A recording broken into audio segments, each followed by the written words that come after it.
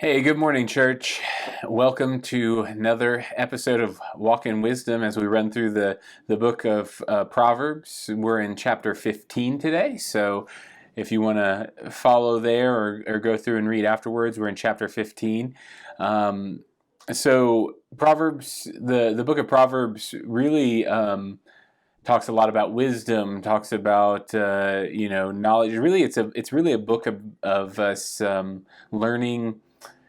Basically, he's teaching his son the right way to live life, right? So he's talking to him about how he talks to people, how he gains knowledge. He talks to him about all these type of things, and how to walk with God in these different ways, and how to be more godly. But this chapter, in chapter 15, is very interesting. It kind of has two main themes to it, from what I've seen.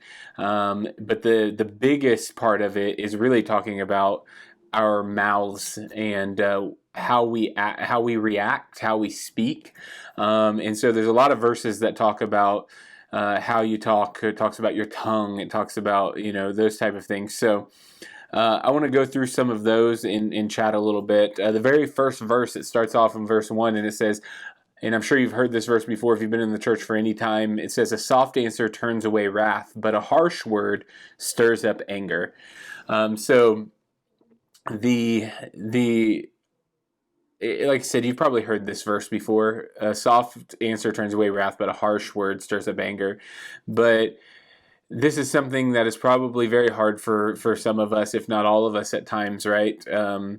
It's much easier to allow our anger to get the best of us and to answer harshly when we're frustrated or we're annoyed or we're upset. But all that does is it causes the problems to escalate, right?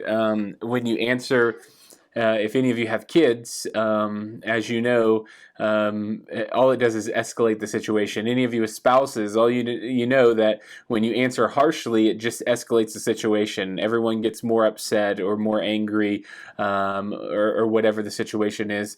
But when we can answer softly, when we can calm ourselves, when we can find a place to answer those things in a soft manner, a cautious way, those things really calm the situation. They diffuse what's happening. It continues in verse 2. It says, "The tongue of the wise commends knowledge, but the mouths of fools pour out folly." So once again, what our words hold weight. Our words matter.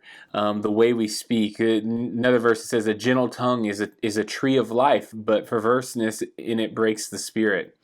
The lips of the wise spread knowledge, not so the hearts of fools.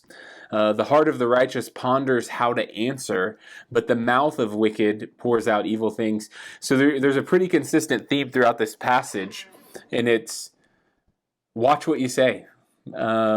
Be careful with your words. It says the heart of the righteous ponders how to answer, and I know this is something that we can all work on, that I can work on.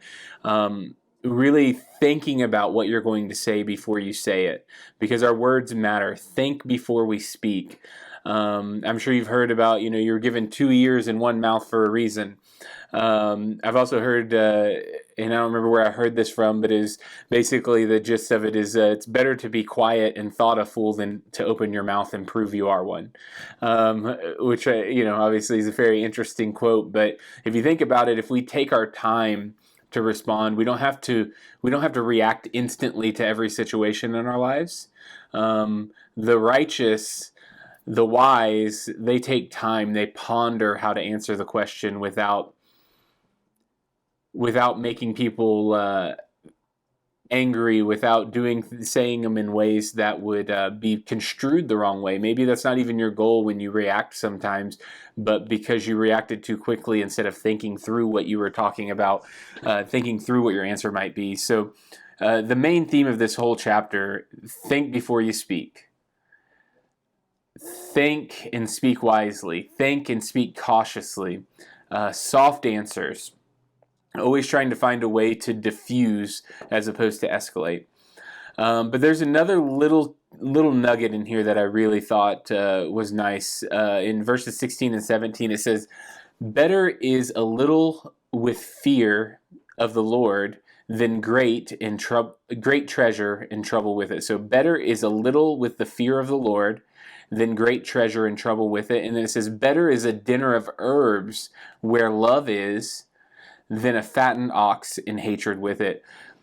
These two verses are really awesome if you break them down, if you really think through it. So basically it's saying it's better for you to have a little bit of stuff. It's better for you to have little in your life if you fear the Lord, if you live for God. It's better for you to have little than to have a whole bunch of treasure, to have stockpiled all this money or all this treasure and consistently live with trouble and concern and fear.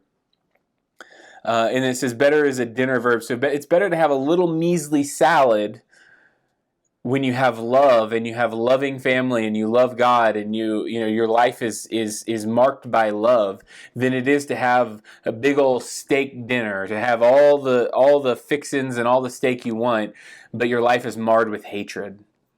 Your attitude is marred with hatred. Your words are marred with hatred. It's better to just have that little side salad.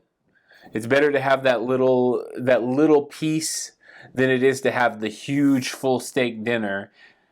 If you have love in your life, so if you have love in your family, if you have love for God, if you have relationship with God that is good and on the right track. So these two verses, I just really liked them. So it's better to fear the Lord and live with love and have very little in our lives than it is to have so many things and so much stuff and so much material possessions and be able to buy the biggest steak in the world. Then it's better to have fear of the Lord and live in love than to be full of hatred and trouble but have all the stuff. So as you go out throughout your weeks, and as we're getting close, about a week and a half or so, or a week or so. I don't know what day we're on here.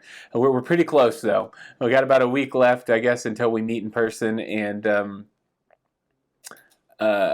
just remember this as we go through our lives: is it's better to have little if we're walking with God and we're living in love than it is to have a whole bunch of stuff, but our life in our attitudes and everything be full of hatred and be full of trouble and issues and problems. So love you guys. Walk in wisdom, walk with God. Allow your lives to be marked by love and not marred by hatred. I hope to see all of you soon, and have a good one.